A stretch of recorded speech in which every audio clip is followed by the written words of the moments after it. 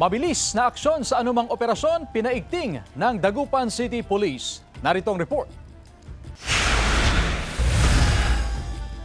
Sa video ng isang concerned citizen, makikita ang ilang lalaki na nakahandusay sa kalsada sa Barangay Tambak, Dagupan City matapos silang mahuli ng mga pulis. Ilang minuto pa, makikita na rin ang pagdating ng ilan pang kapulisan at medic sa lugar. Yung hinuli nila yung dalawang lalaki na nakamotor. Tapos pinusasan nila. Nilabas nila yung baril yung lalaki na hinuli nila, nilabas nila. Tapos may pinakitang parang shabu. Pero ang naturang insidente, bahagi lang pala ng simulation exercise ng Dagupan City Police Office.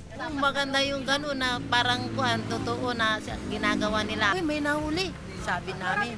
Ang CIMEX, bahagi ng paghahanda ng pulisya sa iba't ibang uri ng emergency at banta sa seguridad. Atin pong ginagawa ito upang ang lahat ng ating mga membro sa pulis ay magagawa ang ganitong senaryo nang hindi po natin kailangan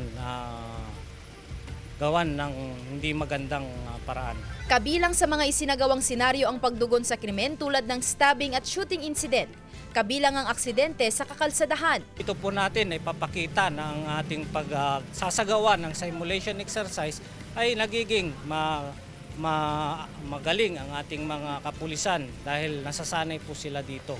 Kasama si Daryl Peralta, Senti Salvacio, One North, Central Luzon.